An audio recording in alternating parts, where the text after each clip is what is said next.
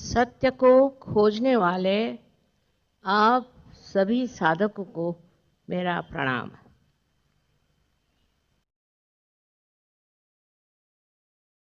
सत्य के और हमारी नज़र नहीं है। इसकी क्या वजह है? क्यों हम सत्य को पसंद नहीं करते और उसको आत्मसात नहीं करते? उसकी नज़र एक ही चीज़ से खत्म हो जाए तो बात की जाए, पर ये तो दुनिया ऐसी हो गई कि गलत सलत चीज़ों पे ही नज़र जा रही है।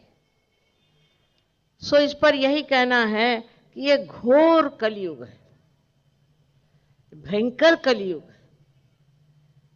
हमने जो लोग देखे वो बहुत निराले थे और आज जो लोग दिखाई दे रहे हैं वो बहुत ही विक्षिप्त, बहुत ही बिगड़े हुए लोग हैं और वो बड़े खुशी से बिगड़े हुए हैं।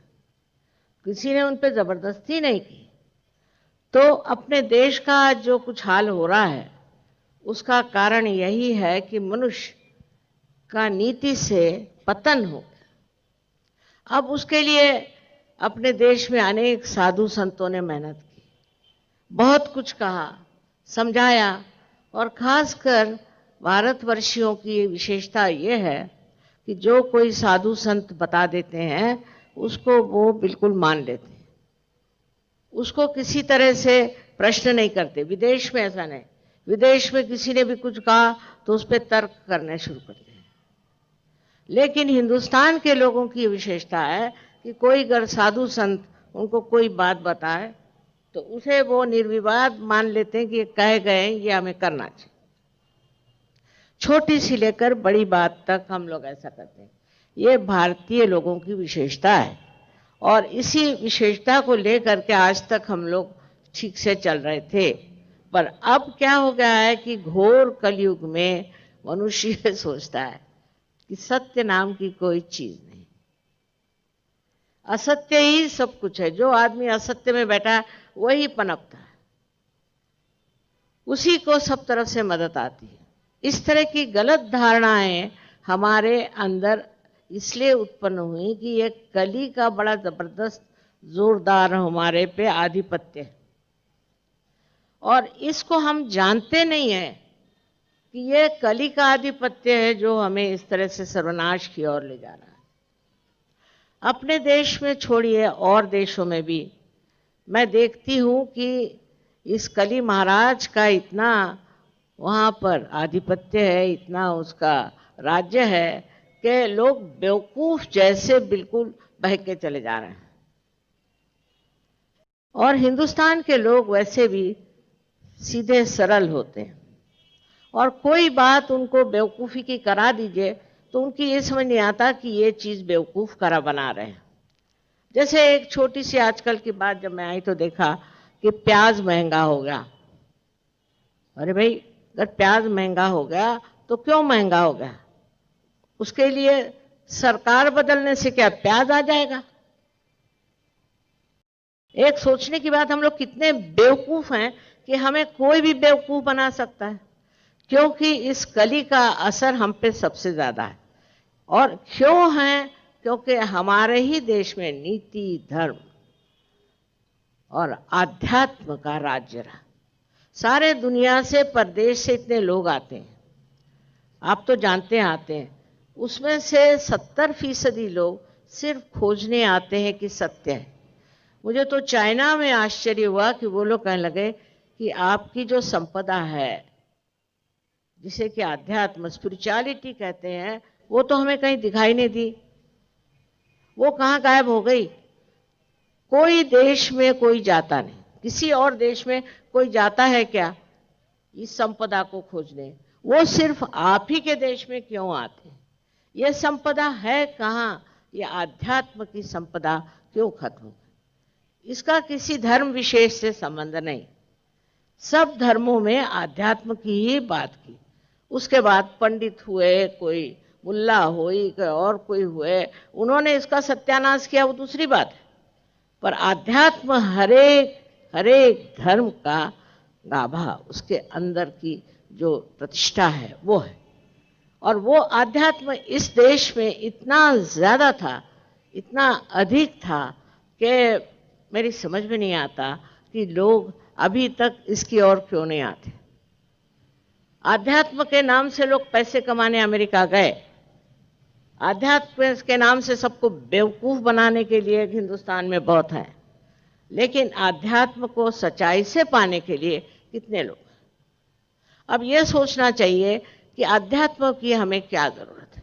सबसे पहले मुझे कहना है कि इसकी जो मूलतः जो कुछ भी मूल कहना चाहिए इसी देश में है। आध्यात्म सिर्फ इसी देश में असली तौर से पूरी तरह से पनपा, और देशों में भी है, जैसे कि इस्लाम में है, जैसे कि आप कहें तो ईसाई धर्म में है, सब धर्मों में है, पर जितना मूलतः अपने देश में आध्यात्म का ज्ञान लोगों को है कहीं भी नहीं है। और हम लोग अछूते भिखारी हैं, हमको मालूम ही नहीं कि हम लोग कितने श्रीमंत हैं। हमारे आध्यात्म के दम पर हम क्या क्या कर सकते हैं, वो सोचने की बात है। तो सबसे पहले ये जान लीजिए कि इस देश का उद्धार तो सिर्फ आध्यात्म से ही होगा, और उसके बाद सारे देशों का आध्यात्म होने के बारे में भविष्यवाणी कि जब ये आध्यात्म में उतरेंगे तब ये किस तरह से पनपेंगे। अब जो भी आज तक हमने जाना है आध्यात्म के बारे में, वही है जो किसी ने बता दिया या बेवकूफ़ बना दिया। बेवकूफ़ बनाना पहला कार्य है, और उसी तरह से हम कर्मकांडी हो गए, उसी तरह से हम कुछ न कुछ करते रहते हैं। लेकिन आध्यात्म में ये जानना चाहिए कि ये अपने भारतवर्ष की संपदा है, इसलिए भारतवर्ष की जो संपदा है ये एक विशेष संस्कृति से आई है, और ये संस्कृति हजारों वर्षों से हमारे अंदर प्रणीत है, हजारों वर्षों से। मैंने किसी देश में भी इतने संस्कृति नहीं देखी, इतने सुसंस्कृत लोग नहीं। हमारे यहाँ ऐसी छोटी छोटी बात में भी संस्कृति दिखाई देती है कि अब किसी को अंग्रेजी में कहेंगे आई हेट यू। मैंने ऐसी बात क्या हम लोग अपने किसी भी भाषा में कह सकते हैं क्या किसी को? क्योंकि किसी से नफरत करना एक महापाप है, तो हम थोड़ी कहेंगे कि हम पाप करते हैं। पाप पुण्य की भावना इस देश में बहुत गहन है और बनी हुई। हम लोग जागे नहीं, बेकार के लोग इस देश में फैले हुए हैं। और समाजवादी, अरे वो समाजवादी का हाल रशिया में क्या हुआ वहां जाके देखो। वो आके आपको सिखा रहे हैं नई नई बातें। उनकी जैसी दुर्दशा हुई वैसी दुर्दशा यहाँ और कराना चाहते हो क्या? इन समाजवादी लोगों ने कभी अपने आध्यात्म की ओर ध्यान दिया है क्या? उसको समझा है क्या? सिर्फ समाजवाद समाजवाद कहने से कोई आप समाज को सुधार नहीं सकते। समाज को सुधारने का एक ही तरीका है, इस भारतवर्ष की दशा ठीक करने का एक ही तरीका है, वो है हमारे आध्यात्म में आप खड़े हो जाइए। और आध्यात्म का गाभा इस महाराष्ट्र में कुछ कम नहीं, महाराष्ट्र में कुछ कम नहीं। जो कुछ भी आज आपसे मैं बताने वाली हूँ ये सारे भारतीय संस्कृति की विशेषता है। इसमें यह मतलब नहीं कि हम संकुचित हैं, छोटे हैं। ये संस्कृति तो हमें प्रगाढ़ एक सागर महासागर के जैसे करती। किसी ने कहा कि माँ आप भारतीय संस्कृति पे किताब लिखो। हे भगवान, मैंने कहा कोई आसान है, तो महासागर है। ऐसे ऐसे ग्रंथ, ऐसी ऐसी चीजें अपने देश में लिखी हुई हैं जिसके बारे में कोई भी कुछ नहीं जानता। अभी एक मेरे पास मेक्सिको एम्बेसडर आए थे मिलने, तो कहने हमारे मेक्सिको में बड़ी भूत बाधा होती है, इतने लोग पीड़ित हैं उससे, माँ उसका कोई इलाज बताओ। मैंने कहा इस पर मुझे किताब लिखनी होगी। हमारे देश में सब चीज़ों के बारे में इतना सुस्पष्ट लिखा हुआ है, इतना व्यवस्थित लिखा है और बतलाया गया है, पर कोई उधर जाता ही नहीं। आजकल एक तो ये अंग्रेजी भाषा हमारे पर लाद कर गए अंग्रेज। मुझे कहा कि पहले अंग्रेजी में बोले, मैंने कहा कम से कम यहाँ तो अंग्रेजी नहीं बोलने को कहो। अंग्रेजी भाषा कोई भाषा है? इस भाषा में तो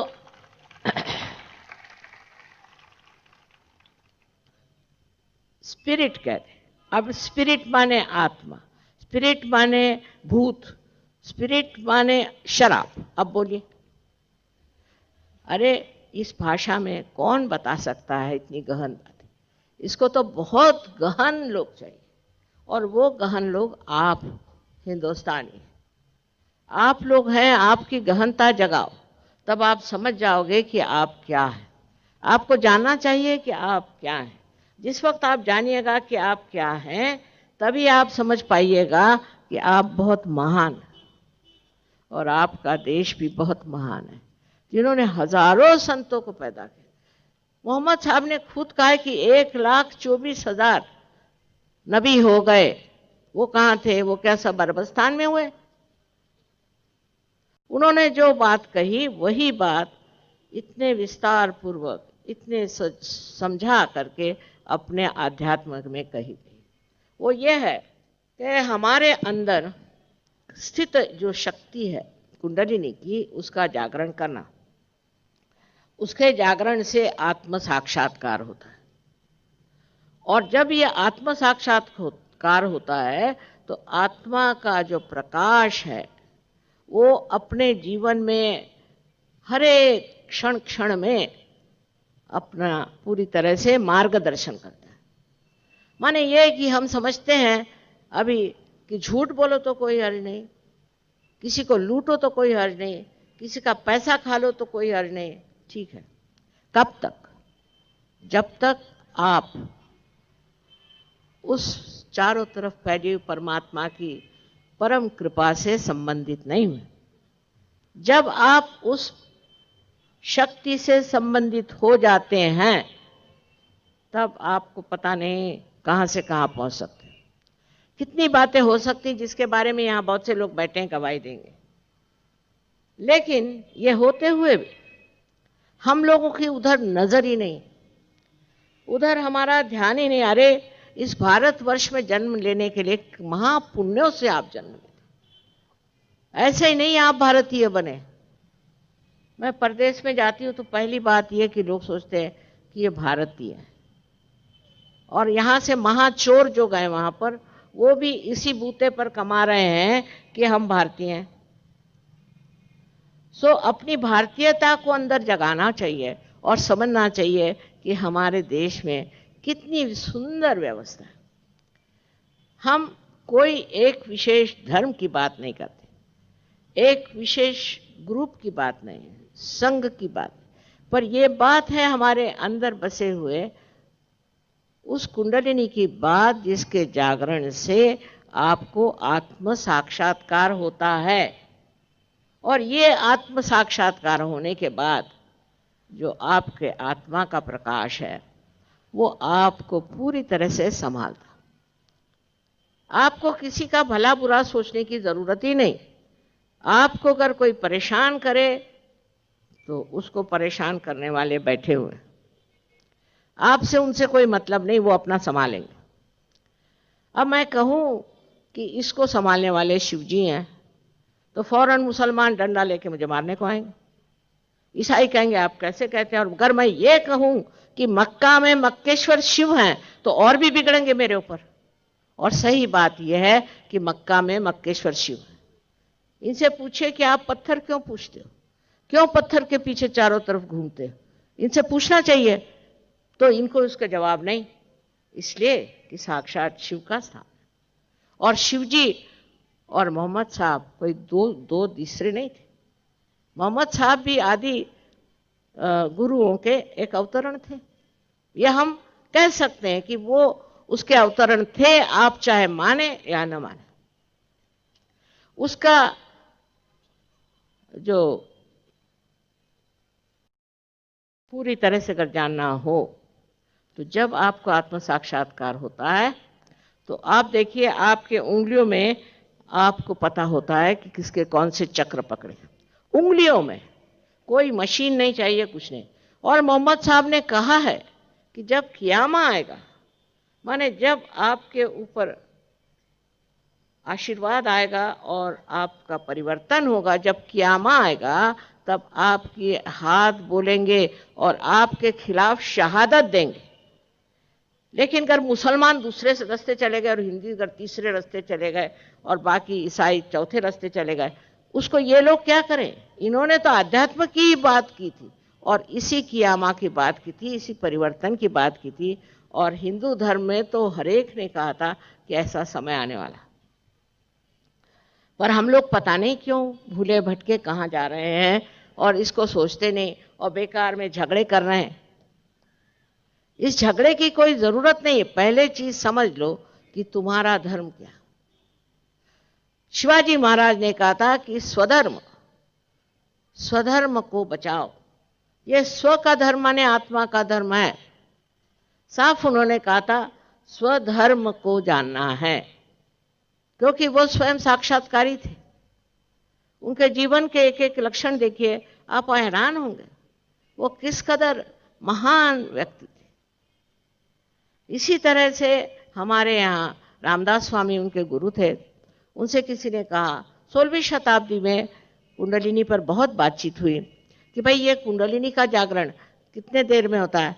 तो उनका तत्क्षण, लेकिन लेने वाला चाहिए और देने वाला चाहिए।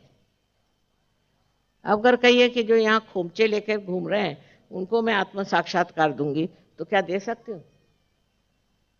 उसकी गहराई होनी चाहिए। वो गहराई पता नहीं कहाँ खो गई हम लोगों के अंदर। और जब वो गहराई होती है तो आत्मदर्शन होना कोई कठिन नहीं। ऐसा ये कलयुग का विशेष महत्व है। जिस वक्त में एक बार ऐसी कहानी है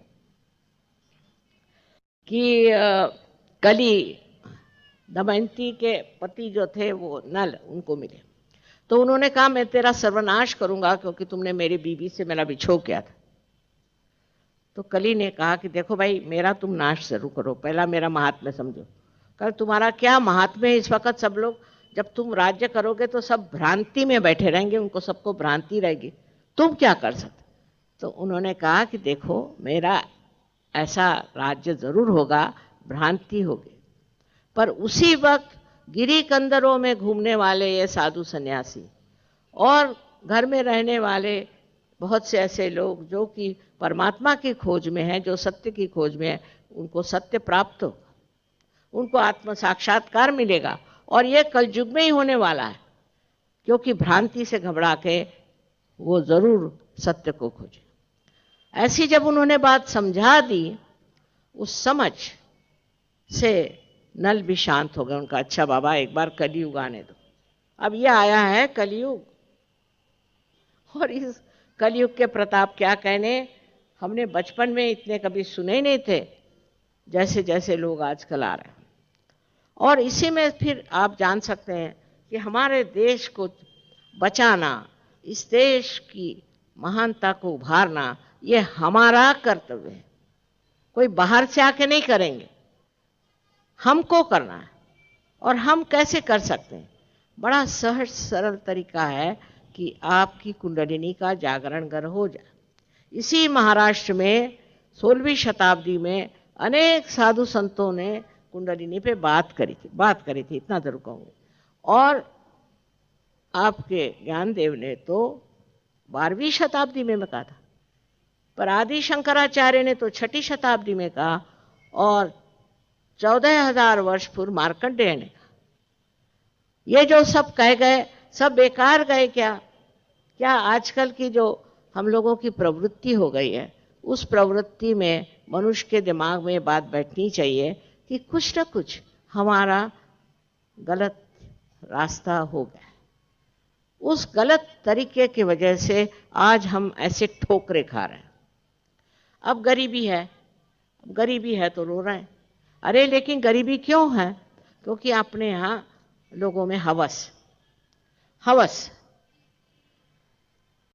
पैसा खाते हैं। जहाँ जाओ, मैं पूना में गए, लेकर माँ वो तो पैसा खाता है, कोई बात करो पैसा खाता है। मैंने कहा भाई क्या खाना वाना खाता नहीं, क्या पैसे ही खाते रहता? जिसको देखो वो पैसा खाता है, और पैसा खाकर अंत में जेल में जाए, चाहे उसका सत्यानाश हो, उसके बच्चे ही उसको मार डालें, इसकी उसको परवाह नहीं। बस पैसा पैसा पैसा। पर ये लक्ष्मी तत्व नहीं है। लक्ष्मी का तत्व और होता है, और उसके तत्व से अनेक अनेक लोगों का उद्धार हो सकता है। उसको जागृत करने के लिए आपके अंदर कुंडलिनी का जागरण होना जरूरी है। जब कुंडलिनी का जागरण होता है तो आपो आप लक्ष्मी तत्व दिखाई देता है। सबसे तो बड़ी बात यह है कि मनुष्य एकदम समाधानी हो जाता है। उसमें क्या है, कोई चीज 2 हो चाहे 4 हो, फर्क क्या होना।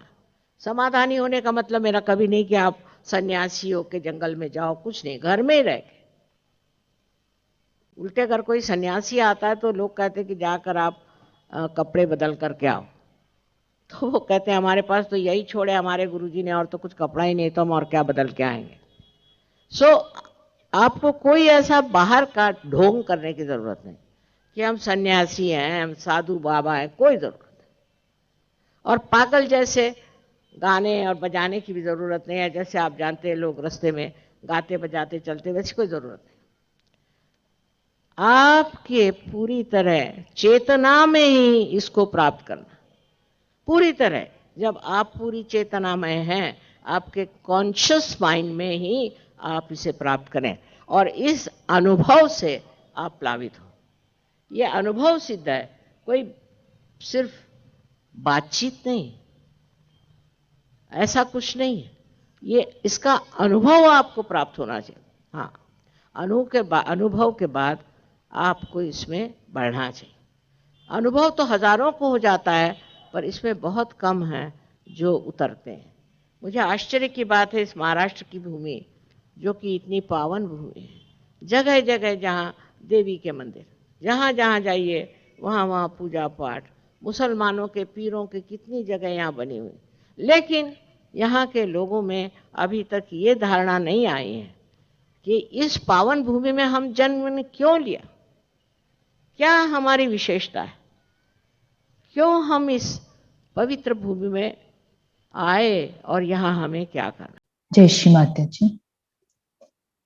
శ్రీ మాతాజీ గారి ఈ ప్రవచనం 1999లో ముంబై నగరంలో ఇవ్వటం జరిగింది.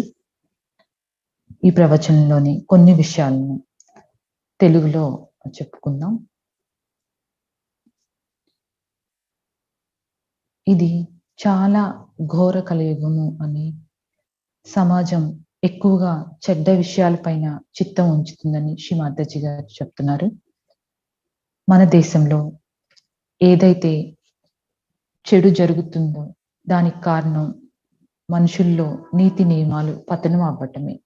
భారతదేశంలో ఎందరో సాధు సంతులు జన్మించారు. వారందరూ ఎన్నో మంచి విషయాలను మనకు బోధించారు. మన దేశంలో సాధువులు చెప్పిన అన్ని విషయాలను ప్రజలు పాటిస్తారు, ఎదురు ప్రశ్నించరు, దాని గురించి తర్కించరు. కానీ విదేశాల్లో అలా కాదు అని శ్రీ మాతాజీ గారు చెప్తున్నారు. కలి మహారాజు యొక్క ఆధిపత్యం వలన ఎక్కువ మంది అసత్య గురువులు చెప్పేది వింటున్నారు. ఉల్లి అధిక ధర ఉంటే ఎందుకు అధిక ధర ఉందో కారణాలు తెలుసుకోకుండా సర్కారుని మారిస్తే మనకి ఉల్లి దొరకదు కదా. మూర్ఖులు ఎవరినైనా మూర్ఖులుగా మార్చగలరు. మన దేశంలో ఆధ్యాత్మిక సంపద కలిగి ఉంది. ఈ సత్యాన్ని తెలుసుకోవడానికి విదేశాల నుంచి ఎంతో మంది వస్తూ ఉంటారు. మన దేశంలో ఉన్న ఆధ్యాత్మిక సంపద మరే దేశంలోనూ లేదు. మనకు తెలీదు మనం ఎంత శ్రీమంతులము. ఇది అందరూ ఆలోచించాల్సిన విషయం. ఈ దేశం ఉద్ధరించబడేది ఒక్క ఆధ్యాత్మిక ఉన్నతి ద్వారానే. ఇది భారతీయుల సంపద అని శ్రీ మాతాజీ గారు చెప్తున్నారు.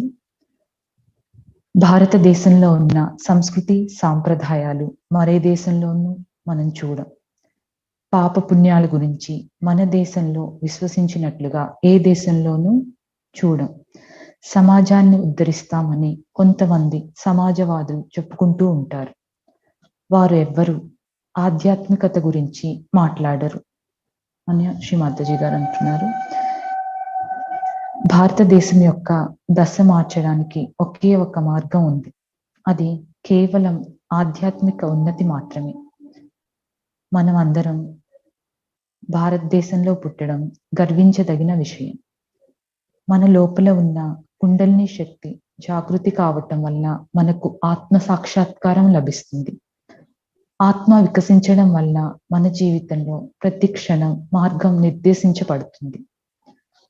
ఆత్మ సాక్షాత్కారం తర్వాత మన చేతి వేళ్ల ద్వారా మనలో ఏ చక్రంలో ఇబ్బంది ఉందో తెలుసుకోవచ్చు. మనం ఎంతో పుణ్యం చేసుకుంటే భారతదేశంలో పుట్టామో అర్థం చేసుకోవాలి.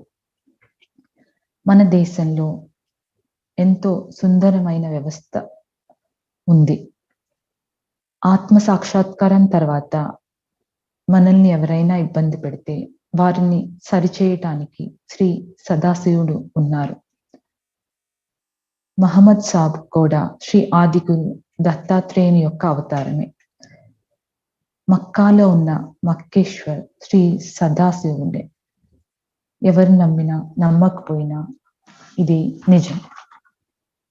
హిందూ ధర్మంలో ఎంతో మంది మహానుభావులు ఈ విషయం చెప్పారు. అలాగే మహమ్మద్ సాబ్ కూడా ఈ విషయం చెప్పారు. కానీ హిందువులు ఒకవైపు, ముస్లింలు ఇంకోవైపు, మిగతా వారు ఇంకోవైపు వెళ్ళారు. అంతా ఒక్కటే అని తెలుసుకోలేక ఇరువురు గొడవలు పడుతూ ఉంటారు. మన దేశాన్ని రక్షించుకోవటం మన కర్తవ్యం. బయట నుంచి వచ్చి ఎవ్వరూ రక్షించలేరు. మనల్ని మనం ఎలా రక్షించుకోవాలి? ఒక్కటే మార్గం, కుండల్ని జాగరణ చేయటం. ఆదిశంకరాచార్యులు, మార్కండేయుడు ఎప్పుడో ఇలాంటి రోజు వస్తుందని చెప్పారు. సన్యాసిగా మారి బట్టలు మార్చుకొని అడవికి వెళ్లాల్సిన అవసరం లేదు. ఇంట్లో ఉండి ఆధ్యాత్మిక ఉన్నతి సాధించవచ్చు. కేవలం మన అనుభూతితోనే దీన్ని సాధించవచ్చు అని శ్రీ మాతాజీ గారు చెప్పారు.